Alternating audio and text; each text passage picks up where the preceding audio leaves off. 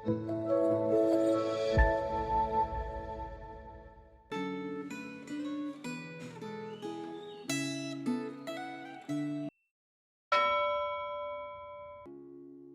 saudara-saudara yang terkasih dalam Tuhan.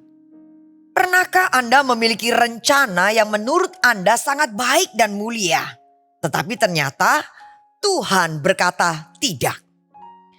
Pernahkah Anda merasa bingung ketika niat yang tulus justru tidak berjalan seperti yang Anda harapkan?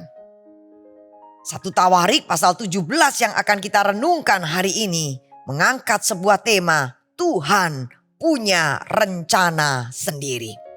Sebuah perenungan bersama yang mengajarkan bahwa rencana Tuhan seringkali melampaui logika dan waktu kita. Dan bahwa ketaatan lebih penting daripada sekedar niat yang baik. Mari sebelumnya kita berdoa. Bapa di surga, kami datang kepadamu dengan kerinduan untuk mendengarkan sabdamu. Tenangkan hati kami dari segala kesibukan dan pikiran yang mengganggu.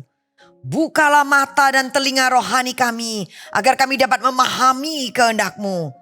Biarlah firman-Mu menegur, membentuk dan menuntun kami hidup seturut dengan rencana-Mu. Di dalam nama Tuhan Yesus kami berdoa. Amin. 1 Tawarik pasalnya yang ke-17 ayat yang pertama sampai ayatnya yang keempat. Ketika Daud telah menetap di rumahnya, berkatalah ia kepada Nabi Natan, "Lihatlah, aku tinggal dalam rumah dari kayu aras, padahal tabut perjanjian Tuhan itu berada di bawah tenda-tenda." Lalu berkatalah Natan kepada Daud, "Lakukanlah semua yang ada dalam hatimu, sebab Allah menyertai engkau." Tetapi pada malam itu juga datanglah firman Allah kepada Natan, "Pergilah, katakan kepada hambaku Daud, beginilah firman Tuhan, bukan engkau yang akan mendirikan rumah bagiku untuk didiami." Amin. Setelah hidupnya makin mapan, Daud memikirkan rumah Tuhan. Dia merasa tidak nyaman tinggal di rumah yang bagus. Sedangkan tabut Tuhan tinggal dalam kemah. Oleh karena itu dia merundingkan rencananya dengan Nabi Natan. Pemikiran Daud sangat logis dan luhur. Siapapun akan setuju bahwa Tuhan selayaknya mendapat kediaman yang lebih baik daripada manusia. Natan pun spontan setuju. Bahkan dengan yakin mengatakan Allah menyertai engkau. Seorang hamba Tuhan memang selayaknya menyemangati pelayanan yang baik dari umatnya. Akan tetapi perkataan Natan itu bukan firman Tuhan, tetapi perkataannya sendiri. Ternyata bahwa Tuhan memiliki ketetapannya sendiri.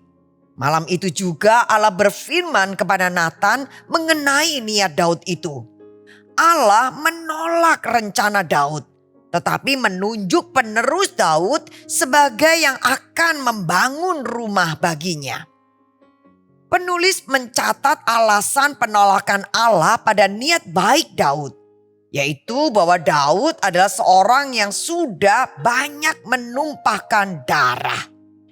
Akan tetapi ada pula penafsir yang berpendapat bahwa alasan utama penolakan Allah itu adalah bahwa rumah Allah harus dibangun berdasarkan keputusan Allah, bukan keputusan manusia, termasuk bukan keputusan raja. Allah yang berdaulat menentukan siapa yang harus membangun serta kapan dan di mana lokasinya. Inisiatif pembangunan rumah Tuhan bukan berasal dari kehendak manusia, melainkan dari rencana dan waktu Allah sendiri. Rencana Daud terlalu dini.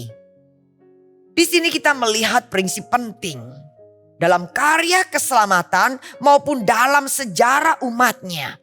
Allah selalu menjadi pribadi yang berinisiatif. Manusia boleh memiliki niat yang baik, tetapi penggenapan rencana Allah tidak pernah bergantung pada kehendak manusia, melainkan pada ketetapannya yang kekal. Sekalipun demikian, Allah menghargai niat baik Daud dan memberikan janji berkat kepada Daud dan keluarganya. Dialah yang akan mendirikan rumah bagiku. Aku akan menjadi bapaknya dan ia akan menjadi anakku. Aku akan menegakkan dia dalam rumahku dan dalam kerajaanku untuk selama-lamanya. Dan tahtanya akan kokoh untuk selama-lamanya. Janji di ayat 12 ini seperti janji yang menunjuk pada Salomo. Akan tetapi janji di ayat 13-14 jelas bukan menunjuk pada Salomo semata. Melainkan pada Yesus Kristus Sang Mesias, keturunan Daud yang kekal. Dengan demikian, penolakan terhadap rencana Daud justru menjadi sarana Allah menyatakan rencana perjanjiannya yang lebih besar. Kerajaan yang tidak akan berakhir di dalam Kristus. Respon Daud atas janji Tuhan itu adalah mengucap syukur di dalam doa.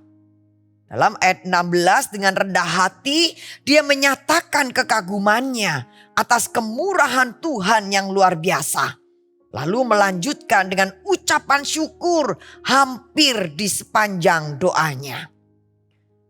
Saudaraku, rasa syukur Daud bukan hanya untuk kemurahan Tuhan bagi dirinya sendiri. Tetapi juga untuk perbuatan Tuhan bagi bangsa Israel. Respon Daud merupakan teladan yang baik bagi umat Israel dan juga bagi kita.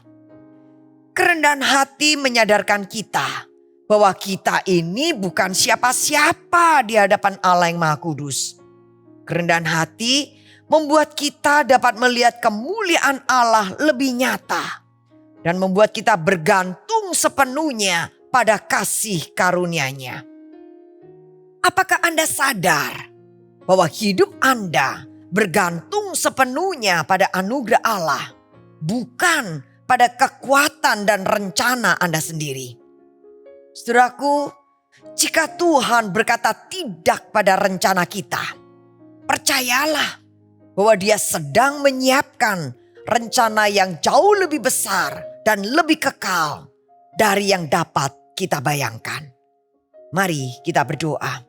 Ajarlah kami ya Tuhan dengan rendah hati menerima kehendak-Mu.